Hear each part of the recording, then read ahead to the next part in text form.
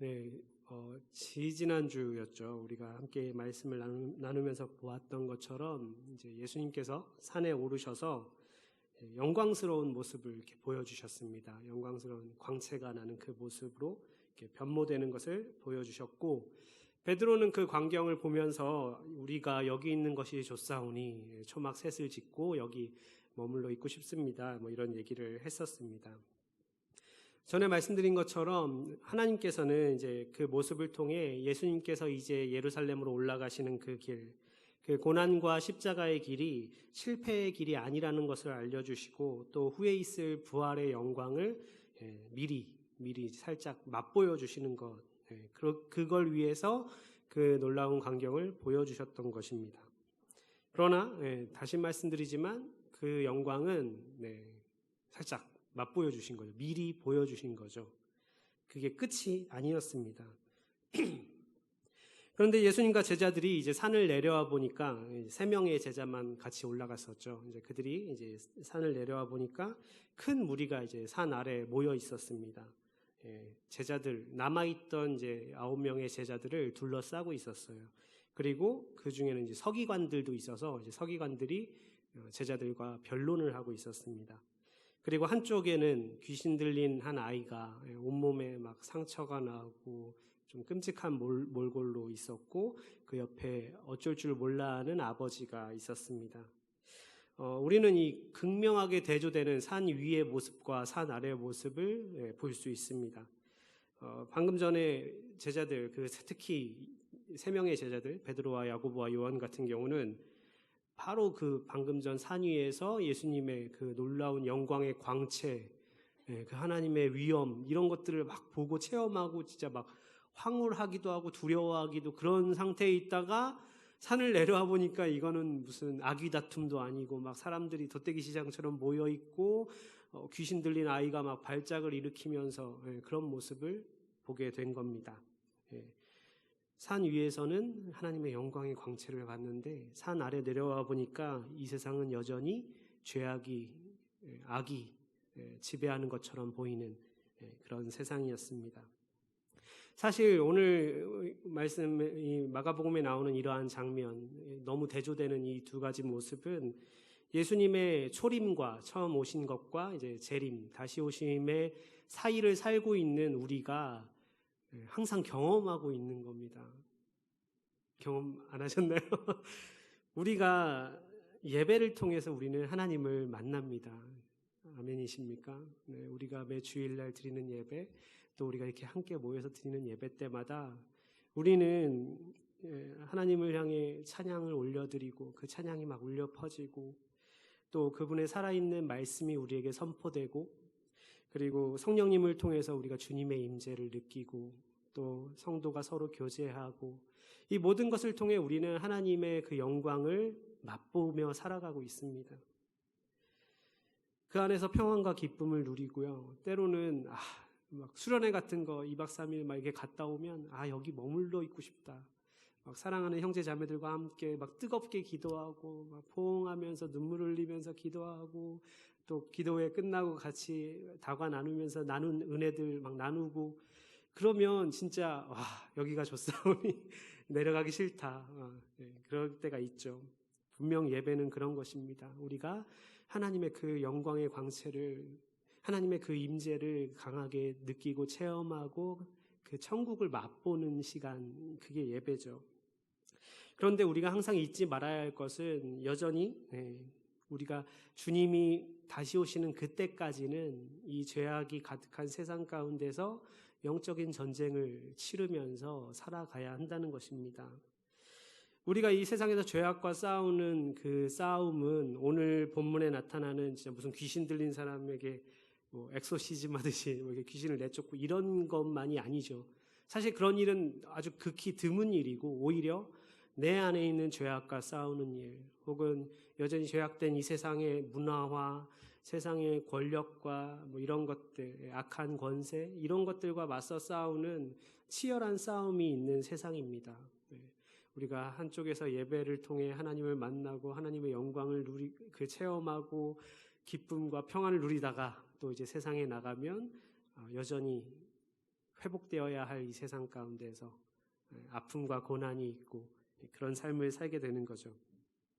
그래서 우리는 예배 가운데 그 영광을 맛보고 이러면서 이게 끝이다라고 생각을 하면 안 되죠.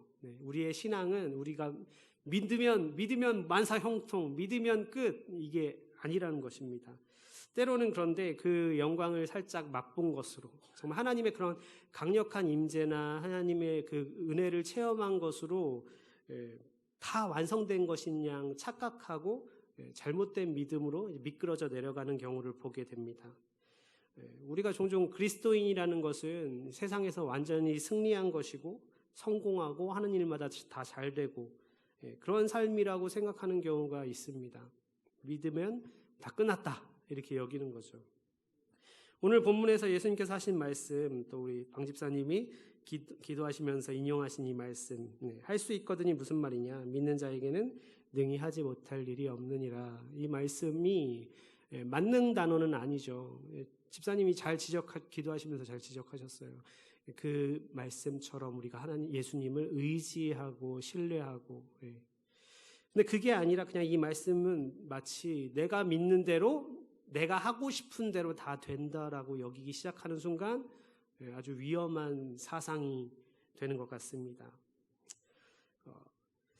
믿는 사람이 항상 성공하고, 믿는 사람은 항상 하나님의 영광을 누리고, 믿는 사람은 항상 승리한다. 그렇게 믿는 순간 어떤 일이 일어날까요? 자기 자신의 삶을 생각해 보면 우리 삶이 항상 그렇지는 않죠. 그렇죠? 때로는 아픔이 있을 수 있고, 때로는 병들 수 있고, 때로는 고통이 찾아옵니다. 그럼 그럴 때마다 그런 잘못된 믿음을 가진 사람의 경우, 내가 혹시 하나님한테 뭐 잘못해서 지금 매를 맞고 있는 건가? 내가 믿음이 잘못됐나? 아니면 믿으면 다 잘 돼야 되는 거 아니야? 왜 이래 이거? 믿어봤자 소용이 없네. 뭐 이렇게 되겠죠. 근데 그거보다 더 끔찍한 것은 그런 잘못된 믿음을 다른 사람에게 적용할 때입니다. 누군가가 고난을 받고 있거나 누군가가 병에 걸리고 아프거나 삶의 문제를 만나서 낙심해 있으면 너 믿음이 없어서 그래. 사탄막이 틈탔네. 이런 말 옛날에 많이 썼던 것 같아요. 뭔가 너 죄를 지어서 지금 하나님이 치고 계시는 거야. 이런 식으로 우리가 다른 사람을 정죄하는 그런 사람이 되기 쉽다는 겁니다. 얼마 전에 김동호 목사님 그 날기세, 우리 성도님들도 많이 보시는 것 같아요. 거기 우울증 걸린 한 청년이 그리스도인이 우울증 걸려도 되나요? 이런 질문을 이렇게 했던 것 같아요. 그런데 이렇게 좀 전에 말씀드린 것처럼 그런 잘못된 어떤 승리주의적인 그런 믿음을 가진 사람들은 어떻게 믿는 사람이 우울증에 걸려? 우울할 틈이 어딨어? 정말 제대로 믿는다면 우울할 일이 없지. 이렇게 하면서 정죄하게 되는 거예요. 그리고 은연중에 우리도 그런 생각을 하는 거예요. 내가 우울증 걸렸어. 난 믿음이 잘못된 거야. 내가 잘못 믿고 있는, 내가 하나님께 버림받은 거 아닌가? 이런 생각을 하는 거죠. 누군가 봉사를 하다가 또 다른 일들이 있어서 막 이리 치고 저리 치고 해서 좀 봉사를 좀 올해는 좀 내려놓고 싶습니다. 너 시험 들어서 그래. 너 영적으로 잘못됐어. 이렇게 되는 거예요. 우리도 여전히 이 땅에서 연약함을 안고 살아가고 있습니다. 우리가 예수님을 믿는 그 순간 완전한 하나님의 형상으로 갑자기 변모하거나 좀 전에 산 위에서 예수님이 보여주신 모습처럼 막 그렇게 변화되는 것이 아닙니다. 우리는 여전히 육신으로 살고 있고 죄로 인해 타락한 이 세상 가운데 살고 있습니다. 그래서 우리가 살고 있는 이 세상의 현실은 고난과 고통이 질비해 있고요. 삶의 무게는 결코 가볍지 않습니다. 우리의 삶의 무게는 각자 무거운 짐들이 다 있는 쉽지 않은 삶이죠. 그런데 왜 우리가 절망하지 않을 수 있나요? 왜 우리는 기뻐할 수 있을까요? 아직 완성되지 않았지만, 아직 완성되지 않았을 뿐 이미 그분의 하나님 나라가 시작되었기 때문이죠. 오늘 그 산 밑으로 예수님도 찾아오셨습니다. 그 귀신 들린 그 아이, 어쩔 줄 몰라 하는 그 아이의 아버지에게 예수님도 찾아 내려오셨습니다. 예수님으로 말미암는 하나님 나라는 분명 시작되었습니다. 아직 완성되지 않았을 뿐이죠. 그리고 그 완성을 향해 분명 나아가고 있습니다. 그렇기 때문에 우리가 그 소망 때문에 세상이 이렇고 여전히 우리가 연약하다 할지라도 믿음으로 이 세상을 승리하며 살아갈 수 있는 겁니다. 예수님께서 내려오셨을 때 모든 사람들의 그 관심이 예수님께로 쏠립니다.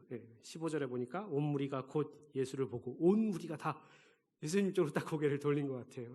무리가 예수님을 보고 매우 놀라면서 이렇게 달려갑니다. 그리고 문안을 하죠. 예수님께서 그들에게 묻습니다. 무엇을 두고 변론하느냐? 몰라서 묻는 건 아니신 것 같아요. 좀 답답하셨던 것 같아요. 얘네가 뭐 하고 있는 거야? 이러면서. 그리고 그때 이제 한 사람이 나와서 상황을 설명하죠. 근데 그 사람이 바로 이 아이의 아버지였습니다. 이 사람은 귀신 들린 아이를 치료하기 위해 치유받고 싶어서 예수님께로 찾아왔습니다. 예수님께 아들을 데리고 왔죠. 그런데 예수님이 안 계신 거예요. 9명, 9명의 제자만 있네요. 그래서 그래도 예수님의 제자들이니까 또 소문을 들어보니까 예수님의 제자들도 뭐 귀신을 내쫓고 병을 고쳤다는 소문이 있어요. 그래서 그들에게 고쳐달라고 했겠죠. 그런데 제자들이 능히 하지 못하더이다. 그들이 고치지를 못하는 거예요. 예수님께서 그 말을 듣고 말씀하십니다. 믿음이 없는 세대여, 내가 얼마나 너희와 함께 있으며 얼마나 너희에게 참으리요. 그를 내게로 데려오라. 예수님은 지금 이 무리들, 그리고 특히나 그 중에서도 아무것도 하지 못하고 그저 서기관들하고 변론하고 있는 제자들을 향해 믿음이 없는 세대여라고 말씀을 하십니다. 그리고 또 믿음이 없다. 그러니까 제자들이 믿음이 없다고 지금 또 책망을 받고 있는 거죠. 언제 이 제자들이 안 혼날까요? 사도행전에 넘어가서야 이제 좀 제자다운 모습을 보이는데 여전히 믿음이 없는 그것을 책망받고 있습니다. 그리고 또 이제 우리가 이 말씀의 끝에 보면 28절에 제자들이 이제 집에 이렇게 들어가서 아무도 없을 때 조용히 예수님께 여쭈어보죠. 우리는 어째서 능히 그 귀신을 쫓아내지 못했습니까? 예수님께서 뭐라고 대답해 주십니까? 기도 외에는 이러한 종류가 나갈 수 없다. 이렇게 말씀을 하십니다. 이렇게 두 가지, 예수님께서 제자들에게 믿음이 없는 세대라고 이렇게 말씀하신, 책망하신 것, 그리고 끝에 기도 외에는 이러한 종류가 나갈 수 없다라고 하신 이 두 가지를 볼 때 제자들이 귀신을 쫓아내지 못한 이유는 첫 번째로 믿음이 없어서, 두 번째로 기도하지 않아서라고 할 수 있습니다. 그렇게 볼 수 있겠죠. 그리고 이 두 가지 믿음과 기도는 분명 아주 긴밀하게 연결되어 있음을 우리가 알 수 있습니다. 잠깐 좀 시간을 거슬러서 앞에 있었던 이야기를 좀 다시 떠올려 봤으면 좋겠어요. 6장에 가면 제자들은 이미 아까 제가 뭐 소문을 들었겠거니 이렇게 말을 했던 것처럼 제자들은 이미 병자들을 고치고 귀신을 내쫓은 경험이 있습니다. 6장 7절부터 13절에 보면 예수님께서 제자들을 둘씩 보내시면서 더러운 귀신을 제어하는 권능을 주셨습니다.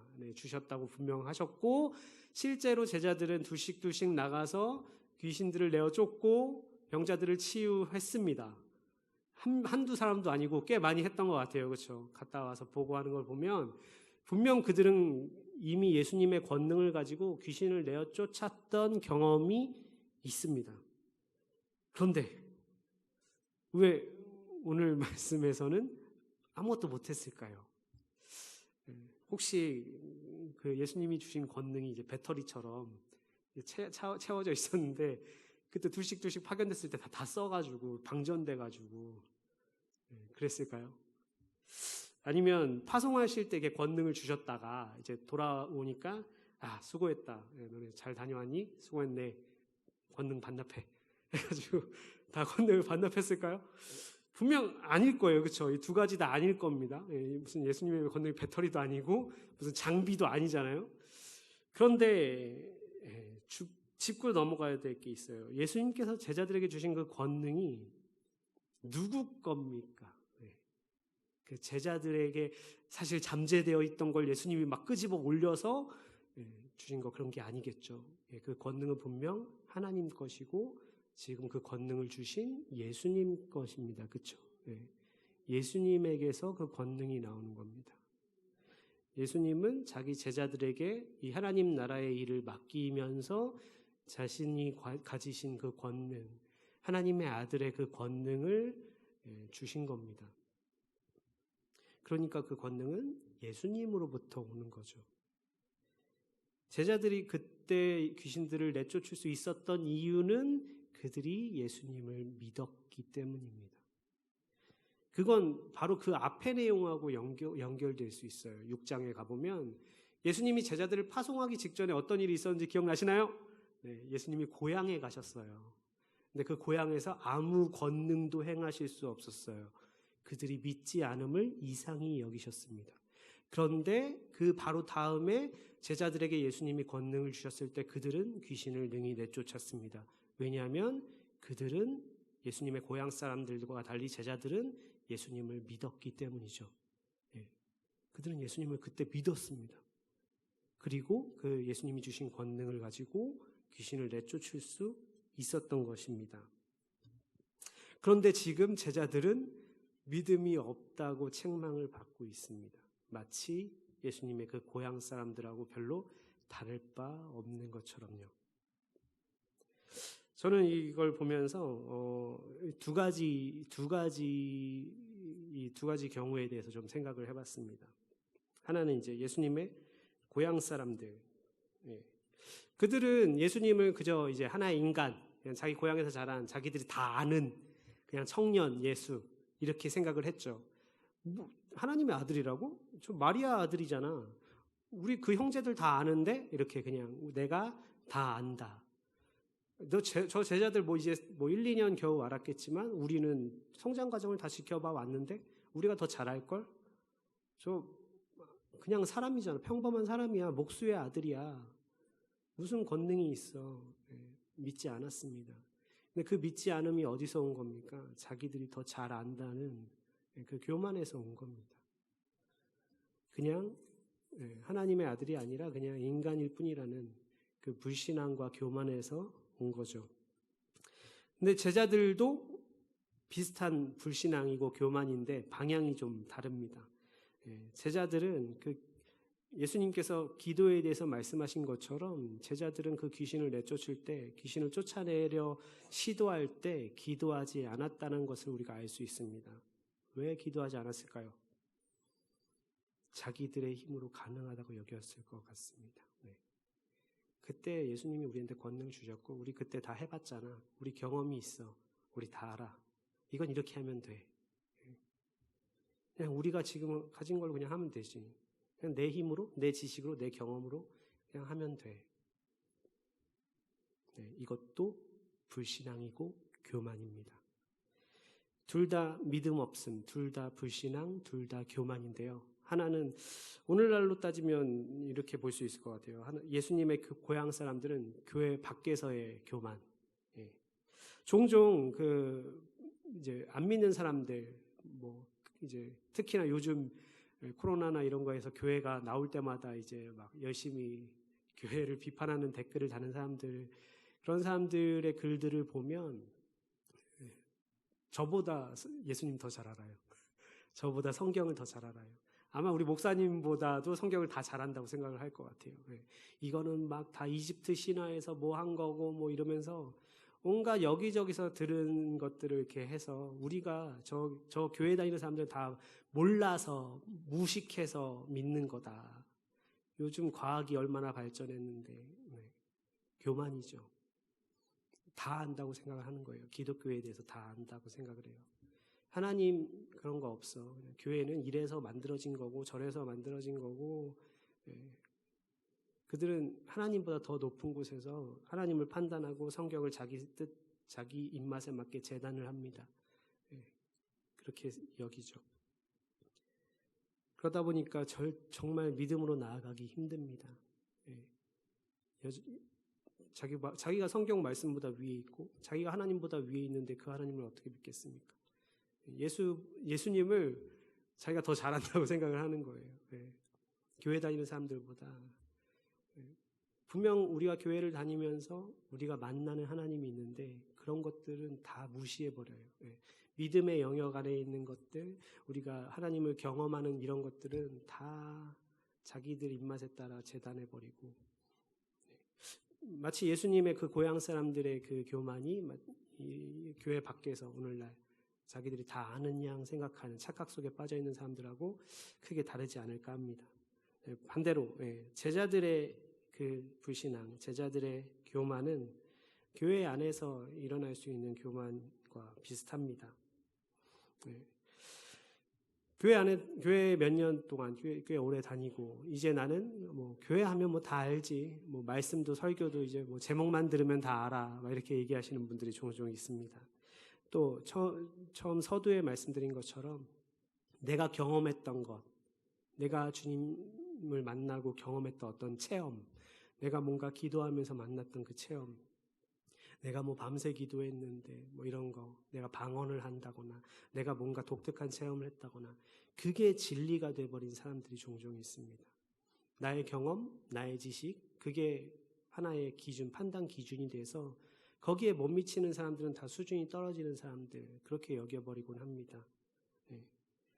더 이상 하나님의 말씀을 배우려 하고 그 말씀을 통해 하나님의 뜻을 분별하려고 하는 그런 노력은 하지 않습니다. 그냥 그 전에 내가 해오던 것, 그 전에 내가 알고 있던 경험, 그것으로 다른 것들을 열심히 판단하고 지적합니다. 외형적으로 정말 열심히 종교활동할 수 있어요. 뭔가 하나에 꽂히면 진짜 열정적으로 할 수 있습니다. 기도를 진짜 열심히 한다거나 전도만 진짜 열심히 한다거나, 그런데 그게 그냥 자기 공로가 되어 있는 경우가 정말 많습니다. 이 두 가지 모두 근본적인 죄인 교만에서 비롯된 겁니다. 불신앙과 교만. 그와 반대되는 믿음이라는 것은, 진짜 믿음이라는 것은 겸손한 모습으로 나타납니다.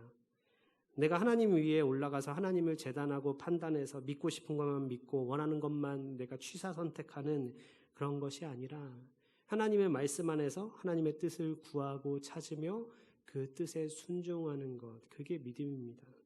내가 가진 것으로, 내 능력으로 하나님께 나아가는 것이 아니라 내 힘으로, 내 경험으로 하나님 앞에 나가서 내 뜻은 이렇습니다. 오히려 하나님께 내 뜻을 관철시키려 하고 하나님께는 그냥 능력만 끌어다 쓰려는 게 아니라 겸손히 하나님의 은혜를 구하고 하나님의 능력을 의지하는 것이 믿음입니다. 그리고 그 믿음을 가장 잘 보여주는 수단이 바로 기도입니다. 예수님께서는 아이를 데리고 온 그 아빠에게, 그 아빠는 이제 예수님께 아이를 데리고 나온 그 아빠가 처음에 이렇게 말을 하죠. 무엇을 하실 수 있거든 우리를 불쌍히 여기사 도와주옵소서. 그래서 무엇을 할 수 있거든 이라는 말을 통해 이 사람의 마음속에 불신과 의심이 담겨 있다는 것을 우리는 알 수 있습니다. 그래서 저는 이해가 가요. 바로 앞에 무슨 일이 있었습니까? 제자 9명이 있는데 아무도 못하고 있는 거예요. 데리고 왔는데 아무도 못하고, 거기 또 누가 있었습니까? 서기관들도 있었거든요. 근데 둘 다 양쪽 다 아무것도 못하고 서로 막 변론하고 있는 거예요. 그 모습을 보고 있으면 저 같아도 예수님이 오셨을 때 바로 신뢰하기는 좀 힘들었을 것 같습니다. 좀 할 수 있으신가요? 이런 생각이 들었을 것 같아요. 그래서 예수님께 그렇게 할 수 있거든 라는 말을 붙이는 거죠. 그럼에도 불구하고 이 아이의 아버지는 이 자리에서, 지금 이 모인 이 자리에서 유일하게 기도를 하고 있는 사람입니다. 유일하게 예수님께 간구하고 있는 사람이에요. 유일하게 자신의 무능력을 인정하고 연약함을 인정하고 우리를 불쌍히 여기사 도와주시옵소서 그렇게 간구하고 있는 사람입니다. 그리고 거기서부터 은혜가 임합니다. 예수님은 그에게 반문하십니다. 우리말에는 뭐 할 수 있거든이 무엇이냐, 뭐 무슨 말이냐 이렇게 하셨는데, 뭐 그냥 헬라어 원어에는 그냥 되게 짧게 할 수 있거든 이거예요. 뭐 할 수 있거든 이렇게 하신 거예요. 그리고 믿는 자에게는 능히 하지 못할 일이 없다. 이 말의 의미가 그 믿는 사람은 내가 하고 싶은 거 다 할 수 있어 이런 의미가 아니겠죠. 아니, 뭐 혹은 믿음의 능력에, 믿음의 분량에 따라서 뭐 믿음이 한 10 중에 한 5 정도면 이런 능력을 행할 수 있고 뭐 이런 것도 아닐 겁니다. 네. 앞에 대답과 뒤에 대답 사이에 앞에서 할 수 있거든 뭐 고쳐주세요 이거랑 뒤에 막 민나이다라고 했는데 그 사이에 이 사람이 뭐 갑자기 뭐 변모했거나 그런 것도 분명 아닐 겁니다. 그렇죠? 갑자기 믿음의 분량이 한 3이었는데 예수님이 뭐 할 수 있거든 이랬더니 뭐 10으로 올라가가지고 예수님이 들어주시고 이건 아니겠죠.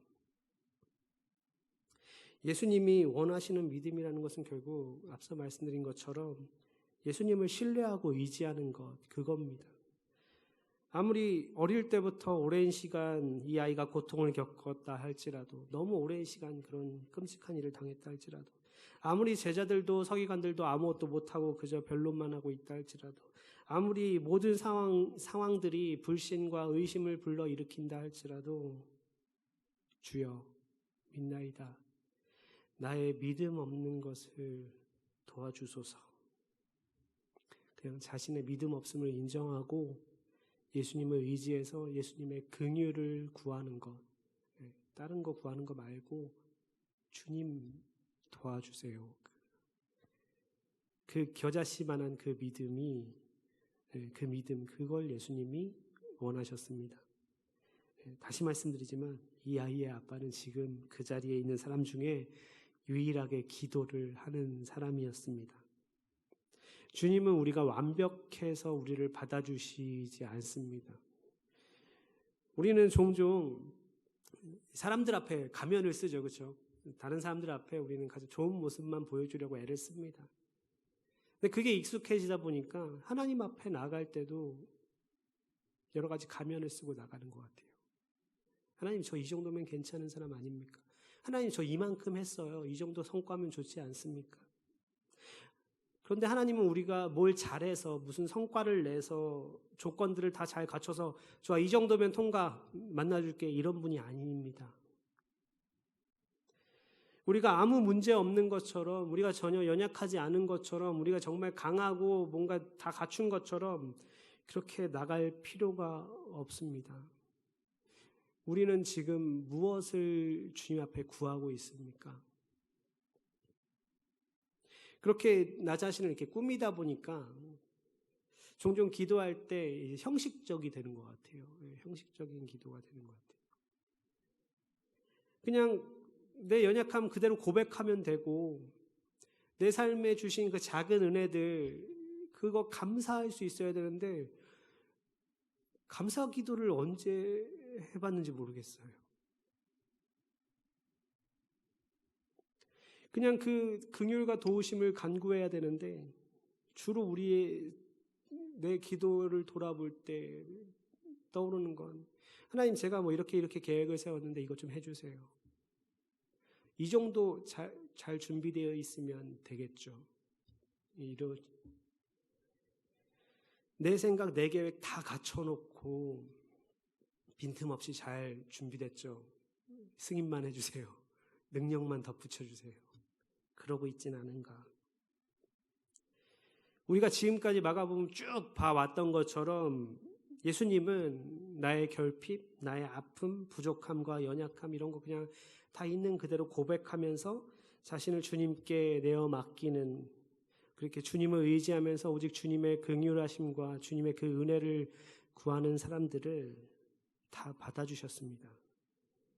그렇게 주님을 의지하고 신뢰하는 것이 바로 믿음입니다. 그리고 그 믿음으로 주님의 은혜와 긍휼, 그분의 도우심을 구하는 것이 기도입니다.